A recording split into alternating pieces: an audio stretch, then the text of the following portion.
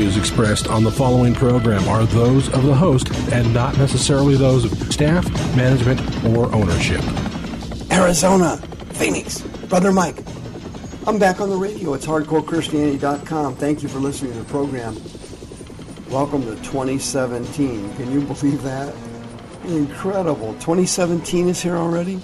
That's something else right there. Today's Bible study, George Michael is dead. Wow, 2017 starting off with a bang. We're starting to lose celebrities left and right. But this story you've got to hear. It's got a spiritual ramification. Hey, would you call somebody and tell the radio program's on? Good. I'll make a couple of announcements. This is Brother Mike. I am the professional counselor at the House of Healing in Central Phoenix on 11th Street, just south of Indian School Road and west of the 51 freeway down near the VA hospital in the heart of Maricopa County, Arizona. On the website, hardcorechristianity.com, all of our services are there. Tuesday, Wednesday, Thursday, and Friday, healing, teaching, deliverance, preaching at all the services. They all start at 7 p.m. Wednesday night, Healing the Broken Heart series is back. Diane and Kelly will lead you through your recovery. Hit our Facebook page while you're on the website. Check out one of our 4 teaching YouTube sites. Hit the PayPal button again and send us a donation. You did fantastic last year. We had another record year of donations. Thank you. If you need a receipt for your taxes, send me an email, mike@hardcorechristianity.com. Be happy to send you one. It is all tax deductible. This is my 15th year on the radio and my 36th year to work as a professional counselor. This is not my first rodeo. On the homepage of the website, please remember to visit our sponsor, West USA Realty, and sell your home with reduced commissions and fees. George Michael is dead, dude. Another one bites the dust. Young, too. Another one dies. 53 years old.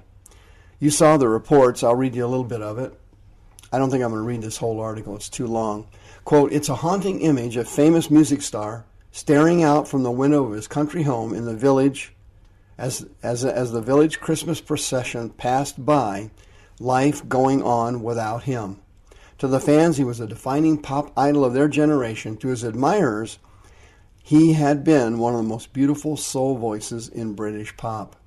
But this last sighting of George Michael reveals that he died the death of a recluse.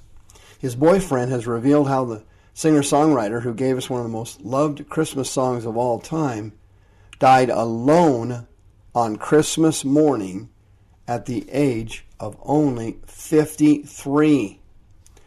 Fadi Fawaz, a celebrity hairdresser who'd been in a relationship with the star since 2011, said he discovered the singer when he went to his home in Oxfordshire. He told the Telegraph in Great Britain, "We were supposed to be going for Christmas lunch. I went up around to wake him up, and he was gone, lying peacefully in bed. We don't know what happened yet. Everything has been very complicated recently, and George was looking forward to Christmas, and so was I. Now everything is ruined. I want people to remember him the way he was. He was a beautiful person." But the article goes on to say that in recent years he had lived a very hedonistic lifestyle, and he had become addicted to heroin, a horrible heroin addiction. He'd been treated in the hospital several times for overdoses. He'd been rushed to the emergency room on several occasions. And some friends had said it was amazing that he lasted as long as he did. Of course, he died of cardiac arrest, which is common for addiction to heroin. He battled addiction for literally years, and he was gay, but did not come out as being gay in the beginning of his career because he didn't want to ruin his music career. And he was dogged for years by the shadow of supposedly having AIDS. They don't know that he had it. No one ever proved it. But he had a number of gay lovers over the years. He was also addicted to cigarettes. He spent Christmas alone. Nobody was there except his housekeeper. A lot of the neighbors they interviewed reported seeing stuff delivered to the house, but they never saw him. In last Christmas, he came to a midnight Christmas service, but he never came to the one this year. And a lot of people were very concerned about him. And the guy was apparently a hardcore philanthropist. He gave hundreds of thousands of pounds of money to different causes. And he'd also had a previous addiction to crack cocaine. And he was forced out of his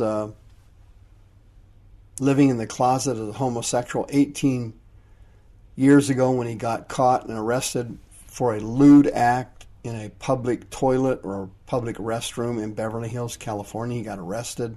Some of you remember that scandal. And he claimed that the reason he kept his homosexuality secret was because he didn't want his mother to worry about him getting AIDS because of the fear of AIDS in the 1980s. Thankfully for medical science now, they've got the HIV virus pretty well under control. It can still be transferred from one person to another, but they have medications now that keep it dormant, and in some cases it's eradicated. Magic Johnson does not have HIV in his blood anymore. He's been on medication for so long. So medical science really took the beast out of the AIDS virus, which is great. Unfortunately, all around the world, the AIDS epidemic is actually booming, believe it or not, because they don't have those medications. It's really a horrible disease. And it goes on in the article to explain that he had one broken relationship after the other, unbelievable number of lovers, a lot of people he had fallen in love with, they were broken, and so on. And I went through this celebrity death for you today in the same way I went through the celebrity death of Carrie Fisher and Debbie Reynolds, which also just happened. But they were all caused by my main enemy in my counseling practice, the demon I see more often than any other demon, probably other than the fear demon, I guess, is the spirit of rejection. This evil spirit of rejection is a cold-blooded killer. He gets into the child's brain during periods of child abuse or extreme disappointment or trauma in childhood.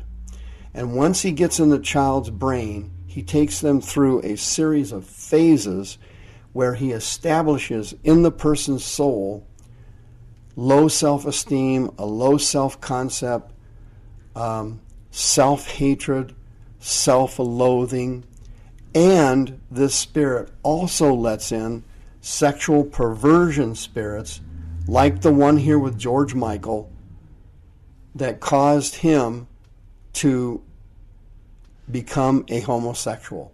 It morphs your sexuality during puberty, and the person's sexuality starts to change. This powerful spirit of lust usually comes down through the family tree, and in the family tree there has been significant sexual perversion, rape, incest, serial adultery, bisexuality, sadomasochistic sex. Something in the family tree has been an open door and allowed in these powerful lust spirits, these powerful demons, and they come in and they change the person forever. And they morph their sexuality during puberty, and they cause them to have a hyperactive sex drive or a perverted sex drive that causes them to have interest in same sex. It causes them to have interest in children. They are the root behind homosexuality, pedophilia, and serial adultery.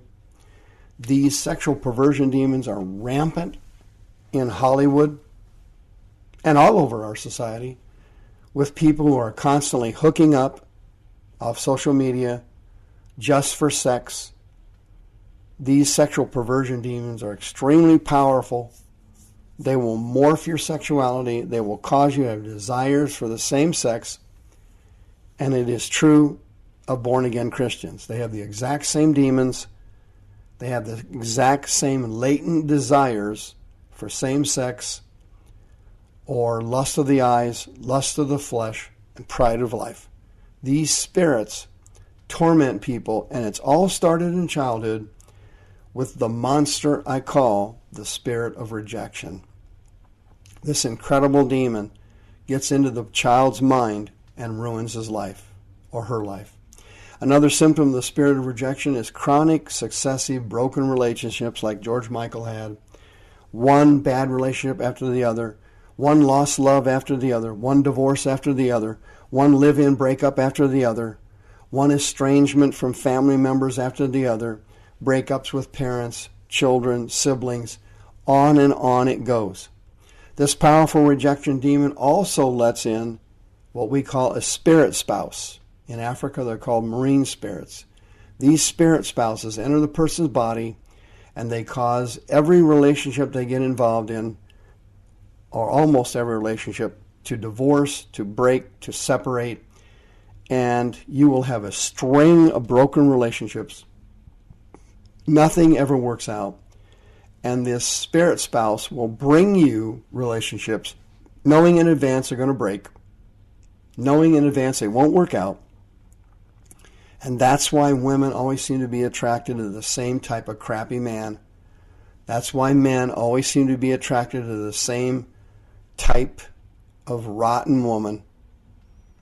That's why the relationships continually break up. If you need to be delivered from this spirit and a sexual perversion spirit, you are eligible for free counseling services if you're a born-again Christian at the House of Healing, 602-636-5800.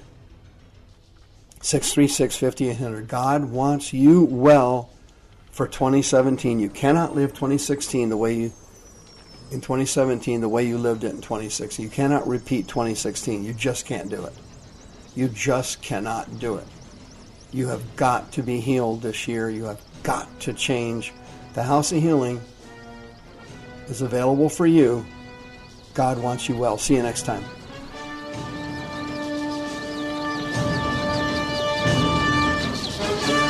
The views expressed on the preceding program are those of the host and not necessarily those of staff, management, or ownership. This program has been sponsored by Michael W. Smith.